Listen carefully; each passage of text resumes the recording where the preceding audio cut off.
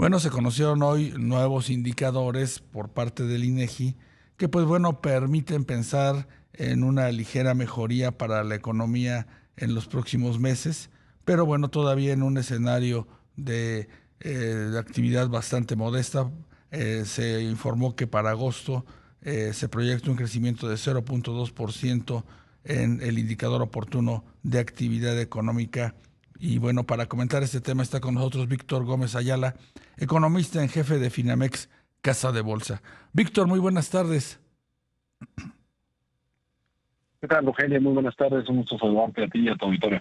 Gracias, Víctor. Víctor, pues ¿cómo ves los datos que se dan a conocer hoy por parte del INEGI en lo que se refiere a actividad económica? Pues sí, precisamente como señalabas, este indicador oportuno que lleva ya un rato publicando el INEGI como pronóstico adelantado, llamémoslo de una forma, del IGAE, que es la medida, vamos a decirlo, oficial de actividad mes a mes, pues muestra un incremento anual de 0.2%, que mencionabas previamente, y mensual, ajustado por estacionalidad de 0.1%, ¿no? Lo cual ya nos da una primera lectura del segundo mes del tercer trimestre del año. Nosotros en Finamex anticipábamos que iba a ser un trimestre de debilidad económica, digamos que avanza marginalmente.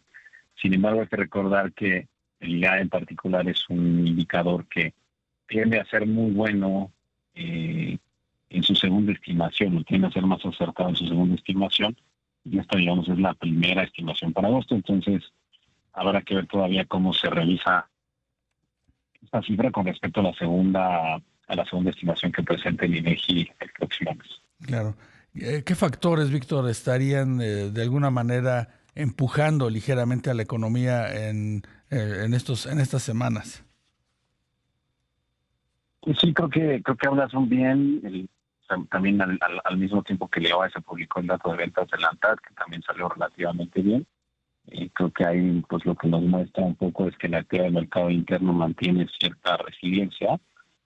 Justo hoy el INEGI publicó también la desagregación de oferta y demanda agregadas de la actividad económica al segundo trimestre, y es notorio que en la contribución de crecimiento más importante de la primera mitad del año destacan las exportaciones, siendo el motor externo pues obviamente el canal de mayor soporte a la actividad. En medio de eso, pues la contribución del consumo privado, al menos en la primera mitad del año, fue negativa al crecimiento, y lo que esto nos empieza a decir es que quizás ya en el tercer trimestre se haya compuesto un poco la actividad del mercado interno, pero habrá que valorar eso también con las cifras que vayamos obteniendo de balanza comercial para saber si esto no ha venido a costa también un poco de cierta debilidad de la demanda externa, ¿no? Para entender el neto sobre la actividad económica en general. Claro. ¿Qué ha pasado con la manufactura, Víctor, a partir de lo que nos comentas, estas señales de recuperación en lo que se refiere a las ventas al exterior? Sí, ahora que lo mencionas, pues justamente la misma estimación oportuna del IOAE nos muestra una baja anual de 2% en las actividades secundarias, donde la principal aportación viene del lado de manufactura. Hace unos días se publicó también los indicadores de la encuesta mensual de la industria manufacturera, que de alguna manera contribuyen a las cifras de julio, que ya mostraba el indicador mensual de actividad industrial, eh, cuyo desglose al interior muestra una debilidad importante en la actividad manufacturera. Se ha venido debilitando en el año, esto muy en línea con lo que ocurre también en Estados Unidos, recordando que cuando hablamos de las cadenas de valor, pues la integración entre estas dos industrias para ambas economías es enorme. Sí. Y sí vemos cifras negativas ya entrando en el tercer trimestre para este sector. Claro. A partir de esto que nos comentas, Víctor, ¿qué podríamos esperar para todo el año en lo que se refiere a la actividad económica? Y nosotros en Finamex seguimos manteniendo un pronóstico de crecimiento de 0.3% para todo el año. Recientemente lo realizamos al alza, y esto implicaría una cierta debilidad en relación a la primera mitad. Vemos que hay varios elementos en medio que van a contribuir a esto. Un poco el desgaste del motor externo, ya son evidentes las señales de desaceleración en la actividad económica. En Estados Unidos hablabas hace un momento del cambio un poco en el tono de la Reserva Federal, en esta ponderación de señales mixtas que se tienen en el mercado laboral y precios en Estados Unidos, donde pues, la debilidad del mercado interno empieza a ser un factor de preocupación para la autoridad monetaria, y bueno, pues eso probablemente también se combine con cierta debilidad en la demanda externa de México, dada nuestra estrecha relación con Estados Unidos. Y a eso añadir pues algunos elementos de incertidumbre interna.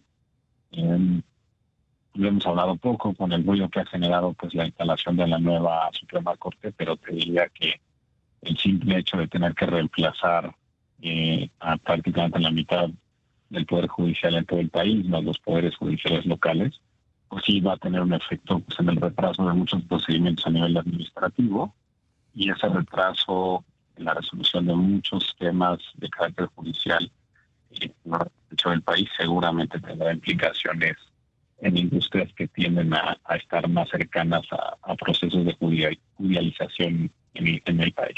Sí, Víctor, esta menor actividad económica esperada para la segunda parte del año, ¿en qué medida también se explica por un gasto público muy acotado? Se tiene como que la impresión de que el gobierno se está quedando sin dinero. Sí, definitivamente hay una contribución, digamos, importante del gasto público. En general, el gasto público pues representa una parte muy pequeña de la actividad económica, alrededor del 12% del PIB, digamos, del valor de los bienes y servicios que se producen en la economía están relacionados con el gasto público. Y esto, pues, en este proceso de consolidación fiscal y de restricción del déficit, muy canalizado al lado del gasto, pues implica que al menos no habrá soporte de la parte fiscal a una mayor actividad en la segunda mitad del año, y más bien el paquete económico para 2026 pues nos habla de que el impacto fuerte o la contribución más relevante de la postura fiscal vendrá en 2026. Finalmente, Víctor, los ajustes que ha tenido la tasa de referencia del Banco de México, ¿en qué medida podrían ayudar a la economía en lo que resta de 2025 y en 2026? Sí, efectivamente una postura monetaria relativamente más laxa, sin duda algo de soporte le brinda. La verdad es que el canal de crédito en México, como bien sabes, pues es relativamente bajo, ¿no? Sin embargo, eso no quiere decir que sea cero. Y la activación de algunos canales en el mercado financiero, sobre todo liberando flujos que estaban más atados a posiciones vinculadas a las tasas relativamente altas, pues puede activar algunas industrias, canalizar recursos productivos a industrias que son más sensibles a las tasas de fondeo.